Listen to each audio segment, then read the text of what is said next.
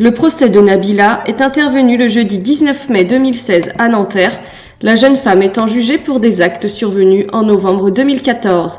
En effet, après une violente dispute dans un hôtel de Boulogne-Billancourt, Thomas Vergara était gravement blessé au thorax avec un couteau. Il a failli en mourir.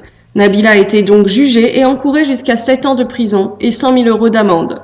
La bimbo avait déjà passé 1 mois et demi en prison pour femme à Versailles, puis avait été libérée sous contrôle judiciaire. Elle avait été interdite d'entrer en contact avec son conjoint Thomas Vergara et ne pouvait pas quitter le sol français, des obligations qu'elle n'a pas respectées.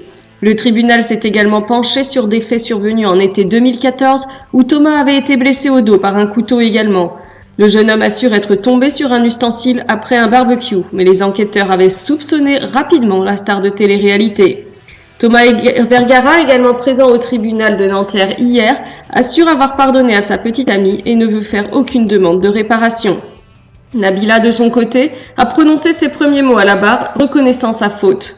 Cependant, elle affirme que c'était une période de crise pour le couple et qu'elle n'était pas, absolument pas, une meurtrière. Pendant la pause lors de son procès, la starlette a décidé de se rendre sur Twitter pour retweeter quelques tweets faisant état de son procès, et les internautes n'ont pas hésité à se moquer d'elle sur les réseaux sociaux. Le procureur a finalement réclamé une peine ne compromettant pas sa socialisation, mais la dissuadant de récidiver. Le verdict est donc tombé peu après 17h30, Nabila étant condamnée à 24 mois de prison, dont 6 mois de prison ferme. Alors, un verdict à la hauteur de ses actes? Quel est votre avis ?